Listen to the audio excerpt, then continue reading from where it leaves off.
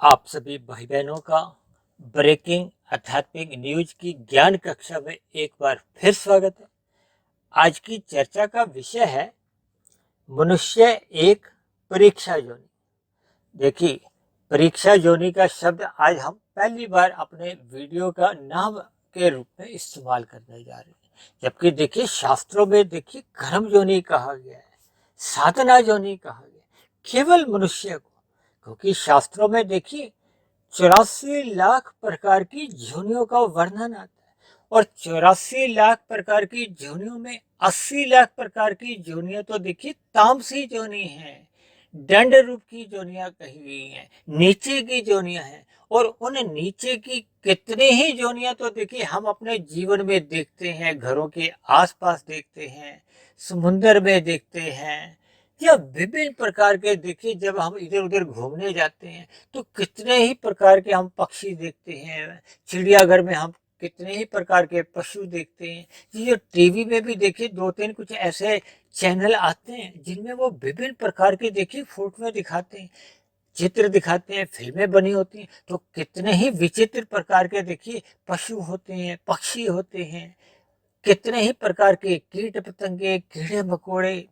और देखिए एक साधारण मनुष्य तो वृक्ष को यानी कि वनस्पति को एक योनि नहीं मानता, जबकि शास्त्रों में तो कहा गया है 9 लाख प्रकार की तो देखिए वनस्पति की योनियां हैं। देखिए ये 84 लाख प्रकार की योनियों को मैं ये नहीं कह रहा कि आप प्रत्यक्ष रूप से एक मान लो, क्योंकि मैंने तो देखिए आज से 3 वर्ष पूर्व एक चर्चा की थी ना 84 लाख योनियों का रहस्य। उसमें मैंने एक साधारण मनुष्य को कहा था कि देखिए आप अपने जीवन में जितनी जितनी योनियां आप देखते जाते हो उनको आप एक कॉपी में लिखते जाओ और मरते दम तक जितनी देख लो उतनी तो आप मान ही सकते हो। जबकि शास्त्रों में देखिए एक एक शब्द बहुत ही नपा तुला तोल के कहा जाता है। वो अलग बात है कि देखिए ज्ञान के अभाव में अक्सर एक साधारण मनुष्य को शास्त्रों की बातें आरंभ में समझ नहीं आती, लेकिन जैसे जैसे शास्त्रों का ज्ञान विज्ञान हमें समझ में आने लगता है तो फिर परमात्मा के प्रति आपकी हमारी एक विशेष एक आकर्षण कहो, श्रद्धा कहो, फिर ऐसी स्थिति बनने पे फिर ये जो विषय भोग है प्रकृति के, देखिए माया को तो जड़ कहा गया। ये प्रकृति के जो 3 गुण है, तमोगुण, रजोगुण और सतोगुण। और मेरे आध्यात्मिक ज्ञानात्मक चैनल पे जो प्रतिदिन देखिए एक वीडियो तैयार होती है, ये जो प्रकृति के 3 गुण है, तमोगुण, रजोगुण और सतोगुण, जो नित्य बने रहते हैं, इनको जड़ कहा गया है। और इसी से ही आपके हमारे ये जो 3 शरीर बने हैं, स्थूल शरीर, सूक्ष्म शरीर और कारण शरीर, ये ब्रह्मांड ये देखिए 24 तत्वों का है। आपका हमारा जो पिंड है 3 शरीरों का, ये भी 24 तत्वों का है। इसकी हमारी अक्सर चर्चाएं होती हैं। भले ही देखिए ये जड़ है, ये अपने आप में कोई चेतन सत्ता नहीं। चेतन सत्ता तो देखिए केवल 2 हैं, एक है आत्मा और दूसरी है परमात्मा। हम सभी आत्मा एक सामान्य आत्मा है, शास्त्रों में इसको एक देशीय कहा गया, जबकि परमात्मा के लिए तो कहा जाता है ना, परमात्मा सर्वव्यापी एक सत्ता है। इसीलिए परमात्मा को देखिए बहुदेशीय कहा गया है। परमात्मा एक परम सत्ता है। परम शब्द एक सत्ता के लिए आता है, 2 4 10 के लिए।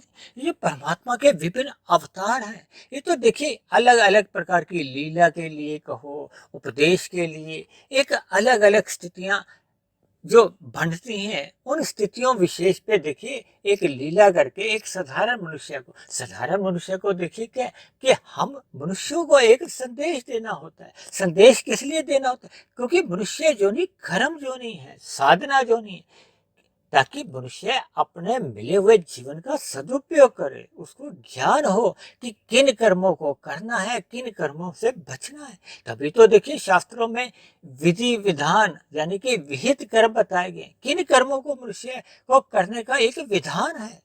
और निषेध निषेध का अभिप्राय होता है देखिए किन कर्मों को हम करते हैं तो फिर वो पाप कर्म की श्रेणी में आते हैं, विहित कर्म पुण्य कर्म की श्रेणी में आते हैं। क्योंकि मनुष्य जोनी देखिए कर्म जोनी है, साधना जोनी है। और जबकि मनुष्य से ऊपर की हो चाहे मनुष्य से नीचे की, ये सभी जोनियों को शास्त्रों में देखिए भोग जोनी कहा गया। भोग जोनी का अभिप्राय होता है कि वहां नए कर्म जितने भी होते हैं वो देखिए वो लिखे नहीं जाते, उनका कोई कर्माशय नहीं बनता।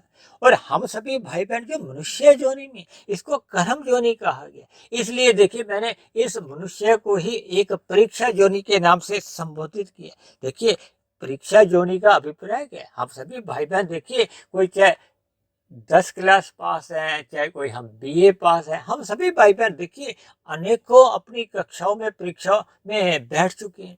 और अक्सर देखिए ये परीक्षा 3-3 घंटे की होती है और 3 घंटे का वो समय निश्चित होता है। भले ही हम उसमें ध्यान से उसमें प्रश्नों के उत्तर देते हैं या समय इधर उधर व्यर्थ कर देते हैं, लेकिन वहाँ 3 घंटे से पहले हमारा पेपर कहो या उत्तर पुस्तिका छीनी नहीं जाती। वो अलग बात है कि देखिए यदि हम कोई गैर कानूनी कुछ काम करते हैं, नकल करते हैं या कुछ ऐसी स्थिति में पाए जाते हैं, तब ऐसी स्थिति विशेष में कभी कभी हमारा पेपर भी छीन लिया जाता है। मनुष्य योनि में तो देखिए शास्त्रों में ये कहा गया कि बार बार आप शास्त्र को पढ़ो। मेरे जैसी वीडियो भी देखिए, जो हम प्रतिदिन एक वीडियो तैयार करते हैं, ऐसी वीडियो आप सुनो, भले ही मेरी वीडियो सुनो, किसी और वक्ता की वीडियो सुनो।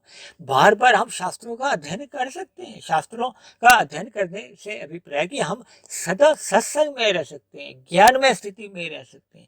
परमात्मा ने तो हमें आपको छूट दे रखी है नकल करने की, सुनने की, पढ़ने की, कि कर्म करने से पहले हम जितनी मर्जी शास्त्रों की नकल करें, उन पर हम चिंतन कर सकते हैं कि कौन सा कर्म हमें करना है। लेकिन कर्म होने के बाद देखिए, कर्म होने के बाद हम उस किए गए कर्म को बदल नहीं सकते। देखिए परीक्षा में तो यदि आप 3 घंटे में बैठे हो, आपने 2 घंटे पूर्व कोई गलत उत्तर लिख दिया था, तो अब आप उसको काट कर नया उत्तर भी लिख सकते हो, वहां तो ऐसी छूट है। लेकिन मनुष्य जीवन में हम जब कोई कर्म कर देते हैं, जैसे हम धनुष से देखिए कोई तीर छोड़ देते हैं ना, तो वो तीर तो देखिए छूट गया, अब उसको हम वापस नहीं ले सकते। इसी तरह आपके हमारे जीवन में हम जैसे जैसे कर्म करते हैं, उनका कर्माशय बनता है। देखिए मनुष्य योनि को कर्म योनि कहा गया है और साथ में साधना योनि भी कहा गया है। साधना कब आरंभ होती है, जब हम अपने मिले हुए जीवन में निष्काम भाव से कर्म करने आरंभ करते हैं।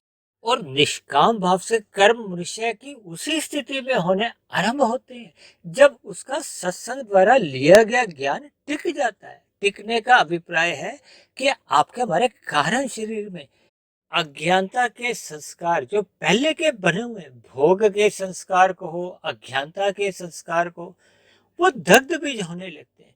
ये दूसरे सरल शब्दों में आप यूं भी कह सकते हो कि आत्मा की जो देखिए ज्ञानमय स्थिति होती है, जो मूल स्थिति है, क्योंकि हम सभी आत्मा देखिए सत्य चित है, हम सभी आत्मा ज्ञान स्वरूप बताई गई है, जबकि आनंद स्वरूप नहीं है। आनंद स्वरूप केवल परमात्मा रूपी सत्ता है। परमात्मा को ही सच्चिदानंद कहा जाता है। आनंद में देखिए चित्त भी रहता है और चित्त में सदा सत्य बना रहता है। इसलिए हम सभी भाई बहन आत्माएं केवल सत्य और चित है। और दूसरी ओर ये जो प्रकृति है, जिसके विषय भोगों की प्राप्ति के लिए एक साधारण मनुष्य पुण्य कर्म भी करता है, विशेष प्रकार के पुण्य कर्म भी करता है और अज्ञानतावश देखिए निषेध कर्म कर जाता है, पाप कर्म कर जाता है, इन्हीं विषय भोगों की एक प्राप्ति के लिए। जबकि ये सभी तो देखिए जड़ कही गई है। जड़ पदार्थ एक चेतन सत्ता को सुख दे ही नहीं सकते। देखिए वो तो प्रकृति के 3 गुण है, तमोगुण, रजोगुण और सत्वगुण। एक तमोगुण को देखिए पदार्थों से जोड़ा जाता है, अज्ञानता से जोड़ा जाता है, अंधकार से जोड़ दिया जाता है। ये जितने भी पदार्थ हैं ये तामसी कहे गए। और तामसी देखिए प्रकृति का एक निकृष्ट गुण है, क्योंकि तमोगुण से 10 गुना अच्छा तो रजोगुण कहा गया और रजोगुण से 10 गुना अच्छा सत्वगुण कहा गया। इसीलिए तो देखिए मैंने इनको अंकों से भी परिभाषित किए, तमोगुण को 1, रजोगुण को 10 और सत्वगुण को 100।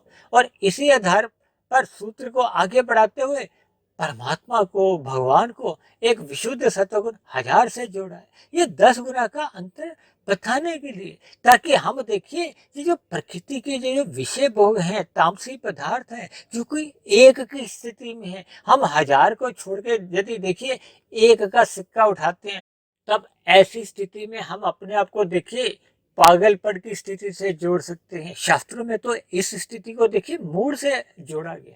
मूड का अभिप्राय देखिए पागलपन से ही होता है। आज देखिए संसार में मनुष्य इन विषय भोगों के लिए दिन रात भागता रहता है। देखिए जब हम रजोगुण में रहते हुए भागदौड़ करते हैं, अन्य जीवों को पीड़ा नहीं देते, तंग नहीं करते, भले ही मेहनत करते हुए अपना धन कहो या अर्थ और काम, देखिए 4 पुरुषार्थ के पहला पुरुषार्थ क्या है? धर्म, अर्थ, काम और मोक्ष। देखिए मोक्ष की स्थिति तो एक अंतिम स्थिति है। अगर मनुष्य अर्थ और काम को रजोगुण में रह के करता है, रजोगुण का अभिप्राय है कि हम धर्मानुसार अपने विषय भोगों की प्राप्ति के लिए हम कर्म करते हैं, धर्मानुसार शास्त्रों के अनुसार, अन्य जीवों को तंग नहीं करते, पीड़ा नहीं देते, हम उन निषेध कर्मों को नहीं करते, तब भी देखिए हम केवल रजोगुण की स्थिति में रहते हैं। और रजोगुण की स्थिति कोई विशेष अच्छी नहीं मानी जाती, क्योंकि सत्वगुण की स्थिति एक अच्छी मानी जाती है। क्योंकि रजोगुण की देखिए भले ही पाप की स्थिति से यानी कि तमोगुण से तो एक अच्छी स्थिति है। और जब मनुष्य देखिए अज्ञानतावश इन विषय भोगों के लिए, विषय भोग क्या है? देखिए गंध, रस, रूप, स्पर्श और शब्द, ये 5 विषयों का जो एक मूलभूत जो कारण है वो क्या है? आपका हमारा ये स्थूल शरीर इनकी ओर आकर्षित होता है। पृथ्वी, जल, अग्नि, वायु, आकाश का बना है। अब ये आकर्षण किस लिए होता है? क्योंकि आपके हमारे स्थूल शरीर इन 5 भोग्य विषयों के कारण ही ये एक स्थूल रूप धारण करते हैं।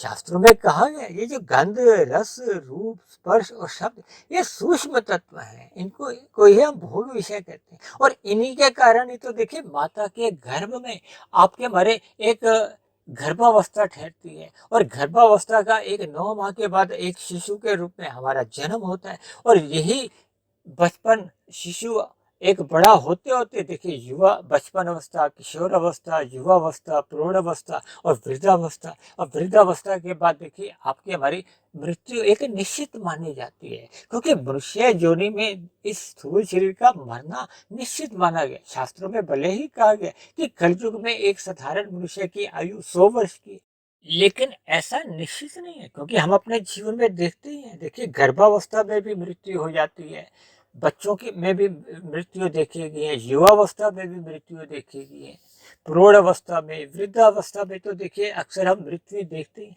लेकिन ये जो 100 वर्ष की आयु का कोई ऐसा पैमाना नहीं, लेकिन शास्त्रों में कहा गया कि एक 100 वर्ष की एक साधारण स्थितियों में आयु बताई गई है। देखिए हम सभी भाई बहन ये जो एक प्रारब्ध लेके आते हैं, प्रारब्ध में देखिए जाति, आयु, भोग होते हैं।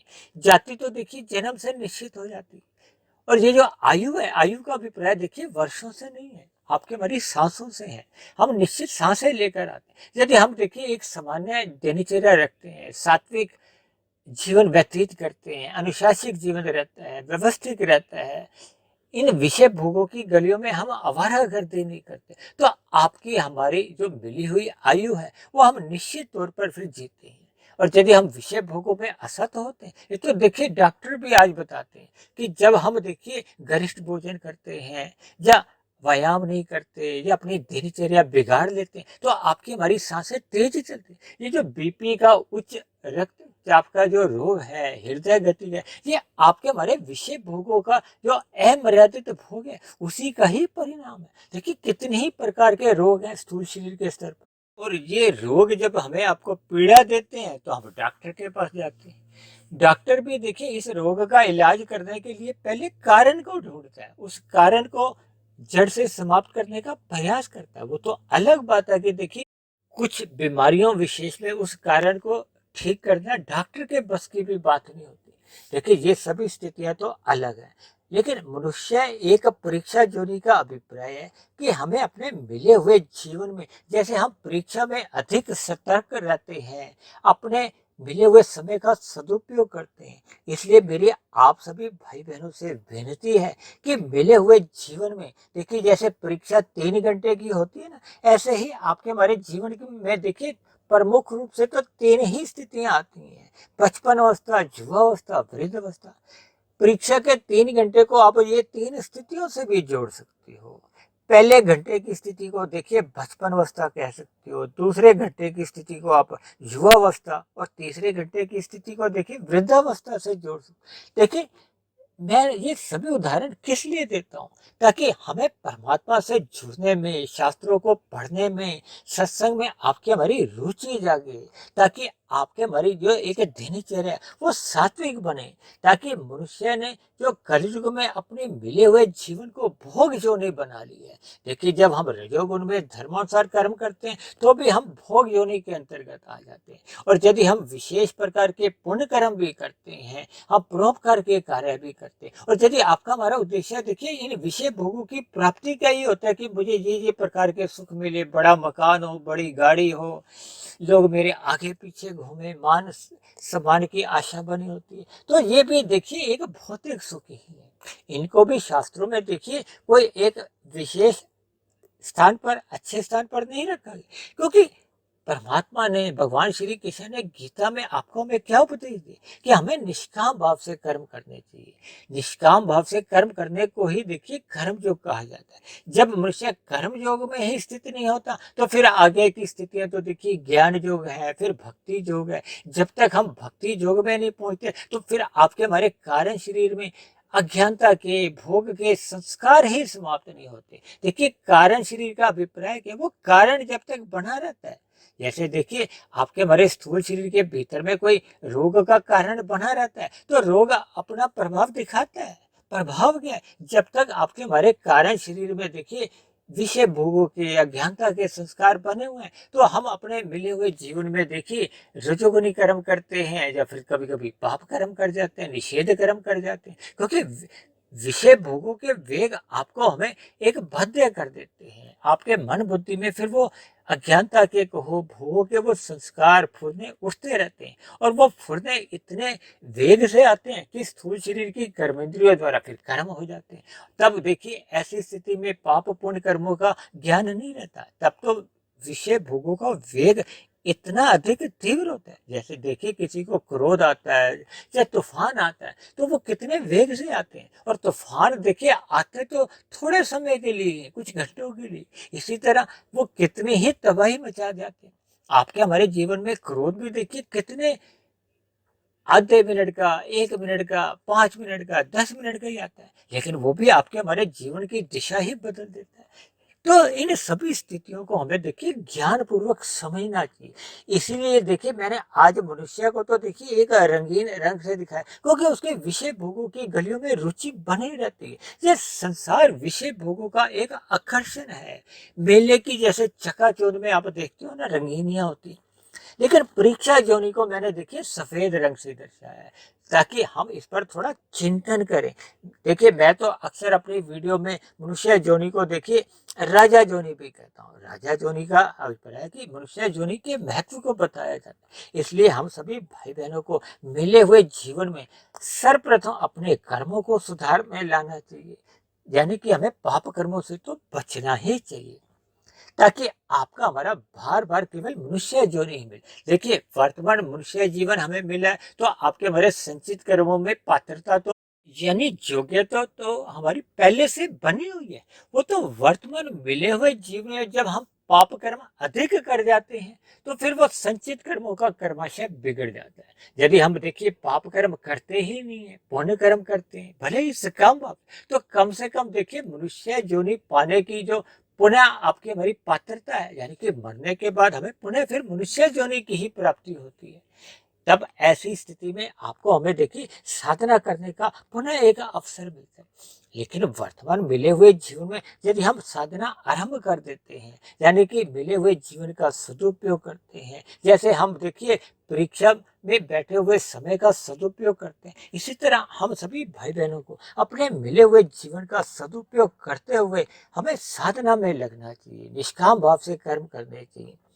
देखिए जब जब मनुष्य सत्संग करता है तो ये सभी शुभ प्रेरणा उसको मिलने लगती है, क्योंकि मनुष्य देखिए ये संसारी विषय भोगों में कब फंसता है, जब उसके जीवन में सत्संग का अभाव होता है और रजोगुण का प्रभाव होता है, यानी कि विषय भोगों का उसके मिले हुए जीवन में एक प्रभाव बना रहता है। ये जो जितने भी मोबाइल पे या टीवी पे या अलग साधनों पे जो आप विज्ञापन देखते हो, ये आपके हमारे 5 जो विषय हैं, उन्हीं 5 भोग्य विषयों को कुछ इस प्रकार दिखाते हैं कि मनुष्य के मन उन विषय भोगों को भोगने को ललायित हो जाए, बाध्य हो जाए।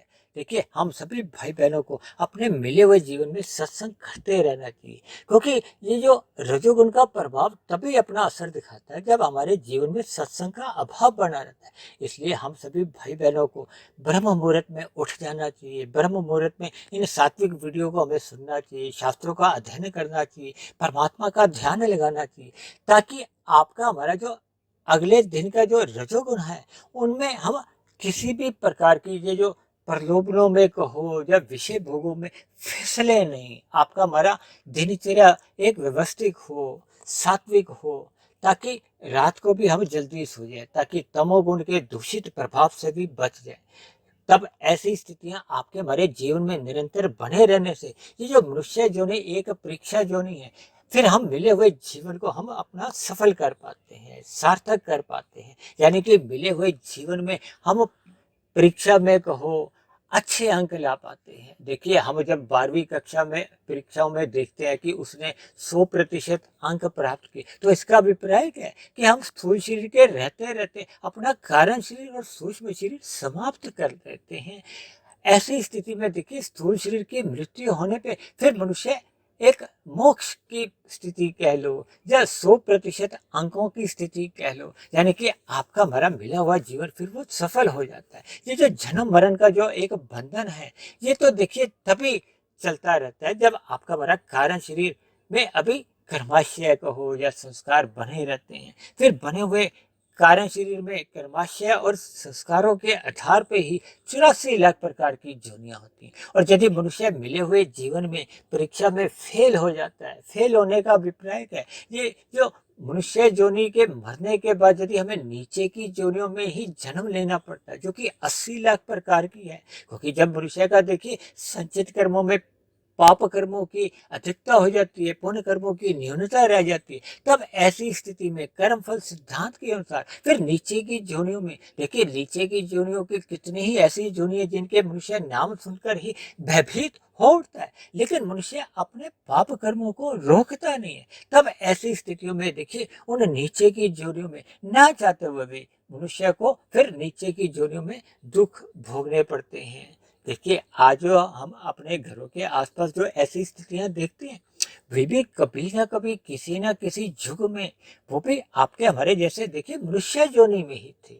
इन सभी सच्चाइयों को मनुष्य को देखिए ज्ञान पूर्वक समझना चाहिए, ताकि हम मिले हुए जीवन में यानी कि हम परीक्षा में पास हो जाए, अच्छे अंक आए, या जन्म मरण के बंधन से ही छूट जाए, यानी कि 100% हमारे नंबर आए। तो ऐसी सभी शुभ स्थितियां हम सभी भाई बहनों के जीवन में भी बने। इन्हीं शुभ कामनाओं के साथ आज की चर्चा विशेष को हम यही विश्राम देते हैं। यदि बनी हुई वीडियो आपको ज्ञानवर्धक लगती हो, प्रेरणादायक लगती हो, तर्क संगत लगती हो, तो मेरी आप सभी भाई बहनों से विनती है कि ऐसी बनी हुई वीडियो आप अन्य भाई बहनों में भी एक शेयर करें, ताकि संसार का कोई भी मनुष्य अपने मिले हुए जीवन में यानी कि परीक्षा जोनी में फेल नहीं हो। हम सभी भाई बहन पास हो। देखिए, 100% नंबर आए तो इससे तो कोई अच्छी बात हो ही नहीं सकती। यानी कि हम सभी भाई बहन मायातीत की स्थिति में हो, मरने पे हमें आनंदमय स्थितियां मिले। और यदि मेरी बनी हुई वीडियो विशेष पर आपको किसी प्रकार की कोई शिकायत हो, तो आप नीचे दिए गए कमेंट्स बॉक्स पर जाकर आप अपना कोई प्रश्न, सुझाव या शिकायत भी लिख सकते हो। तो चर्चा विशेष को अब यहीं विश्राम देते हैं। कल फिर मिलते हैं एक नए विषय को लेकर, एक नए संदेश के साथ। तब तक आप सभी भाई बहनों का बहुत बहुत धन्यवाद।